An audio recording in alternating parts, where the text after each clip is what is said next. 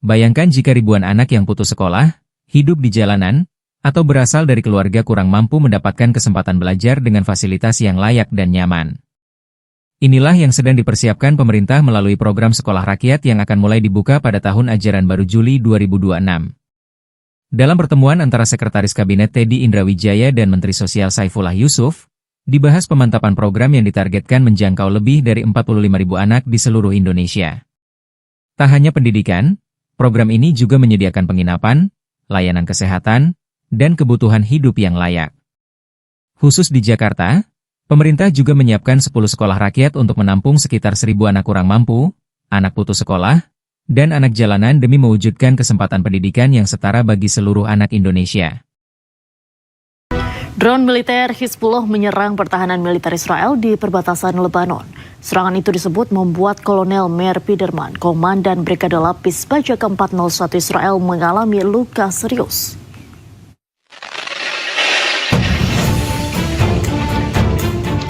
Sebuah drone kamikaze diluncurkan militer Hizbullah dan menghantam sebuah rumah di pemukiman Metula, Israel Utara dekat perbatasan Lebanon. Media Israel menyebut drone tersebut mengenai atap rumah dan memicu kebakaran. Tidak ada korban jiwa dalam serangan Hizbullah ini.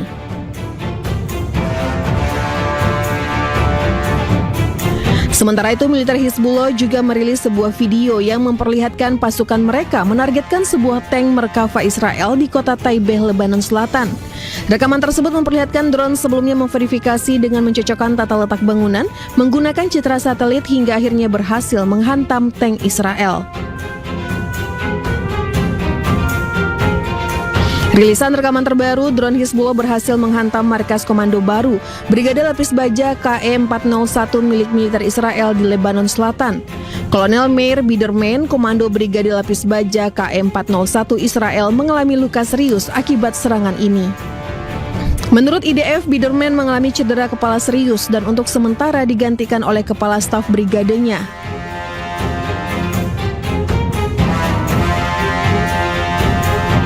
Serangan ini menjadi salah satu yang paling signifikan dalam eskalasi serangan drone Hizbullah belakangan ini. Keberhasilan drone-drone Hizbullah yang menghancurkan titik-titik militer Israel juga terjadi di wilayah Al-Bayada, Lebanon Selatan. Dalam sebuah rekaman yang dirilis, drone serang Ababil serta EPV berhasil menghancurkan pangkalan serta tank militer Israel.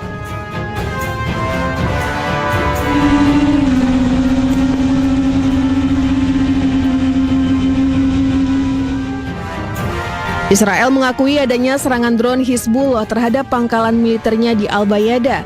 Israel mengklaim dari serangan-serangan tersebut sebagian drone berhasil dicegat. Anda kembali di Breaking News, kali ini bersama saya Diandra Mukni. Pemirsa, seorang tentara militer Israel dikejar oleh sebuah drone milik kelompok Hizbullah.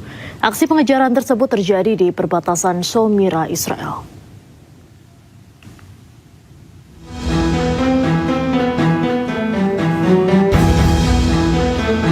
Sebuah rekaman video menunjukkan aksi pengejaran seorang tentara Israel di perbatasan Shomira. Tentara Israel tersebut terlihat tengah dikejar oleh sebuah drone milik kelompok Hizbullah. Namun hingga kini belum diketahui apakah drone tersebut berhasil mengenai target. Diketahui perbatasan Shomira di Israel Utara berbatasan langsung dengan desa-desa di Lebanon Selatan.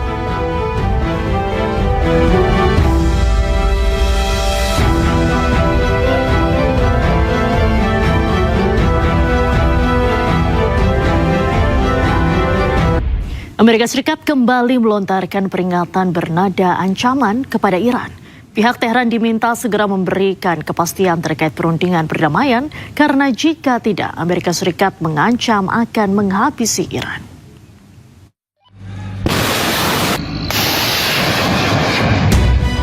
Tidak tanggung-tanggung, Presiden Amerika Serikat Donald Trump menyebut akan menghabisi Iran jika tidak segera memberi kepastian terkait perundingan perdamaian. Tidak hanya itu, Amerika Serikat menuduh Iran mencoba memainkan strategi menghabiskan waktu agar bisa mendapat kesepakatan yang lebih menguntungkan ketika tekanan politik terhadap pihak Amerika Serikat meningkat.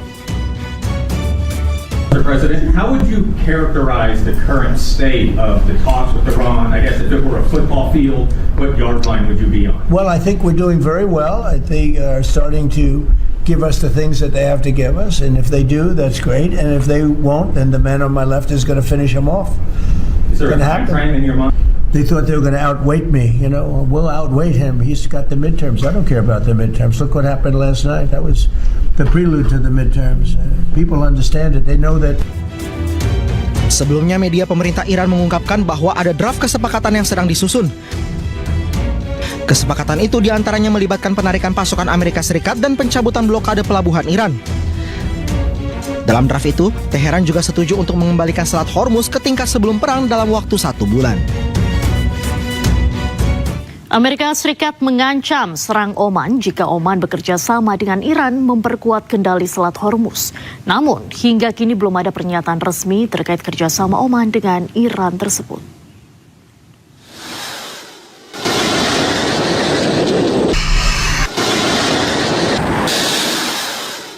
Setelah sempat ditutup total selama perang di Timur Tengah, Selat Hormuz kini telah beroperasi secara terbatas di bawah kendali Iran.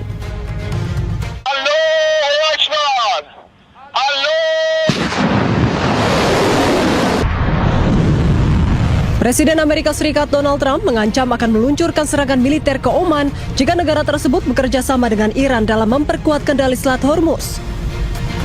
Hal tersebut disampaikan Trump dalam wawancara dengan pers dalam rapat kabinet pada Rabu waktu AS. Mr. President, Iran wants control of the Strait of Hormuz. Would you accept a short-term deal that allows Iran and Oman to control the strait? And would they have to open it immediately, or would you be open to that happening over a period of time? No, the strait's going to be open to everybody. And who would control it? It's international waters. Nobody's going to control it. We're going to watch over it. We'll watch over it, but nobody's going to control it. That's part of the negotiation that we have. They would like to control it. Nobody's going to control it. It's international waters, and Oman will behave just like everybody else, so we'll have to blow them up. Hingga kini belum ada pernyataan resmi dari Oman terkait rencana Oman untuk bergabung dengan Iran mengendalikan Selat Hormuz. Diketahui Amerika Serikat dan Oman adalah sekutu dekat dengan hubungan yang telah terjalin lebih dari 200 tahun.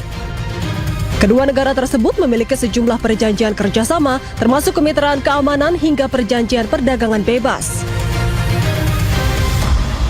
Anda kembali di Breaking News pemirsa, Iran mencegat rudal siluman milik Amerika Serikat yang ditargetkan ke pelabuhan Bandar Abbas.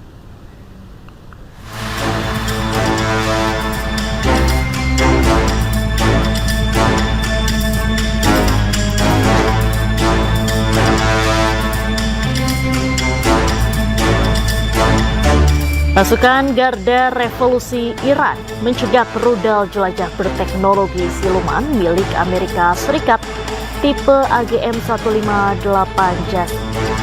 Serangan rudal berbahan peledak setengah ton ini dirancang untuk menghancurkan target bernilai tinggi dan terlindungi.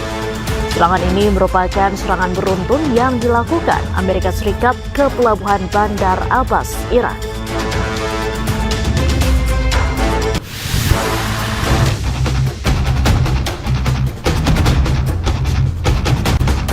Tak berselang lama, Iran melaporkan 3 ledakan baru terjadi di pelabuhan Bandar Abbas. Lokasi Bandar Abbas dekat dengan Selat Hormuz. Lokasi ledakan diduga berada di lokasi yang sama dengan serangan Amerika sebelumnya.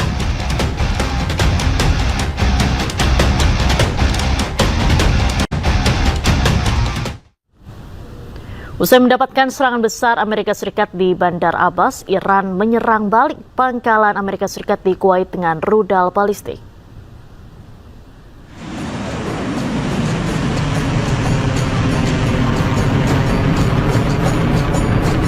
Pasukan Garda Revolusi Iran merespon keras atas serangan yang dilakukan oleh militer Amerika Serikat ke Bandar Abbas, Iran di tengah negosiasi damai. Rudal balistik Iran menargetkan pangkalan Amerika Serikat di Kuwait.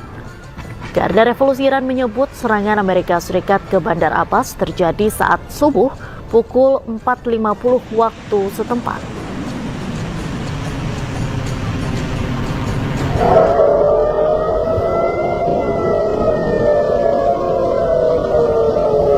Warga merekam detik-detik saat langit di Kuwait berasap diduga akibat serangan udara Iran.